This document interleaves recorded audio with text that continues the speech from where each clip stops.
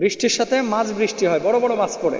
ইরানেও কিন্তু এই বৃষ্টি হয়েছে এবং প্রচুর মাছ, এক একটা মাছ আপনার 6 থেকে 8 ইঞ্চি পর্যন্ত বড় বড় মাছ, এই মাছগুলো আকাশ থেকে পড়েছে। আমি রাজশাহীতে দেখেছি, তখন ছোট ছিলাম, কই মাছ পড়ছে। এবং আপনাদের এলাকাতেও দেখবেন যে অনেক সময় ওই যে কই মাছ গাছের উপরেও নাকি উঠে যায়, অনেক সময় এমনটা দেখা যায়, এরকম হয়।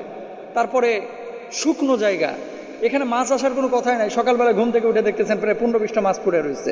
আব্দুল্লাহ খান উনি প্রশ্নটি করেছেন যে মোহতারাম, আমাদের এখানে প্রায় বৃষ্টি হয় এবং বৃষ্টির সাথে মাছ পড়ে, বৃষ্টির সাথে মাছ বৃষ্টি হয়, বড় বড় মাছ পড়ে।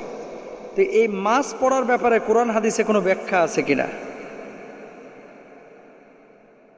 আসলে কোরআন হাদিসে এটা নিয়ে ডিরেক্ট কোনো কিছু বলা নাই। তবে হ্যাঁ, ওমা মিন দাব্বাতিন ফিল আরদি ইল্লা আলাল্লাহি রিজকুহা, জমিনের উপরে আল্লাহ সুবহানাহু ওয়া তাআলা যত কিছু রেখেছেন, এই যে প্রাণীকুল, এদের রিজকের ব্যবস্থা একমাত্র আল্লাহ সুবহানাহু ওয়া তাআলা করেন। বিজ্ঞান কিছু তথ্য প্রকাশ করেছে, এই তথ্যগুলো অথেন্টিক। এবং সম্প্রতি ইরানেও কিন্তু এই বৃষ্টি হয়েছে এবং প্রচুর মাছ, এক একটা মাছ আপনার 6 থেকে 8 ইঞ্চি পর্যন্ত বড় বড় মাছ, এই মাছগুলো আকাশ থেকে পড়েছে। মূলত এটা আসমান থেকে মান্না ও সালওয়ার মতো পড়ে না।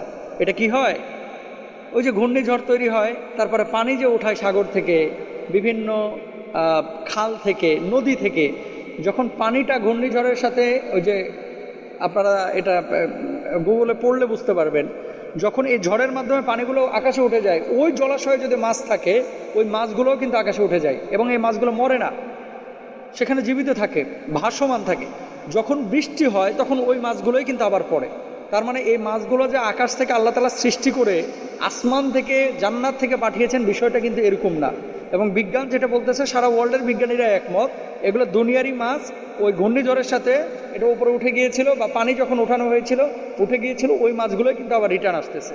তবে হ্যাঁ, মাছের স্রষ্টাকে আল্লাহ সুবহানাহু ওয়া তাআলা। এখন বনী ইসরাইলকে আল্লাহ সুবহানাহু ওয়া তাআলা মান্না ও সালওয়া খাওয়িয়েছিলেন। এই মাছগুলোকে এখন কেউ যদি মনে করে যে জান্নাত থেকে এসেছে, বা মান্না ও সালওয়া, বা আলাদা কোনো এটার ফজিলত আছে, বা আলাদা কোনো এটার হিকমত আছে, এখানে আলাদা কোনো বিষয় এরকম কিন্তু নেই। আমি রাজশাহীতে দেখেছি, তখন ছোট ছিলাম, কই মাছ পড়ছে। এবং আপনাদের এলাকাতেও দেখবেন যে অনেক সময় ওই যে কই মাছ গাছের উপরেও নাকি উঠে যায়, অনেক সময় এমনটা দেখা যায়, এরকম হয়।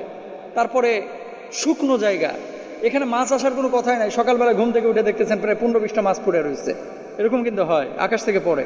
তো এই মাছগুলো নিয়ে এত গবেষণার কিছু নেই, সব কিছু স্রষ্টা হচ্ছে আমার আল্লাহ সুবহানাহু ওয়া তাআলা। কোরআন কি বলছে? ওয়ালা ইন সাআলতাহুম মান খালাকাস সামাওয়াতি ওয়াল আরদ লা ইয়াকুলুন্না আল্লাহ।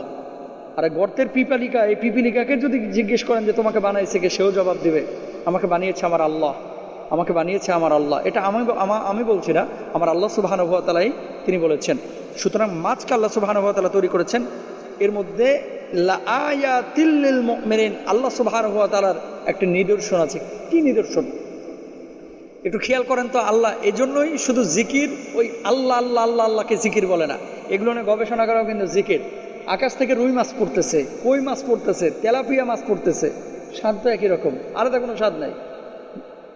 তেলাপিয়ার এক স্বাদ আল্লাহ তাআলা লাগিয়ে দিয়েছেন, ইলিশ মাছের একটা স্বাদ আল্লাহ লাগিয়েছেন, কই মাছের একটা স্বাদ আল্লাহ তাআলা লাগিয়েছেন। এগুলো কি আল্লাহর নিদর্শন।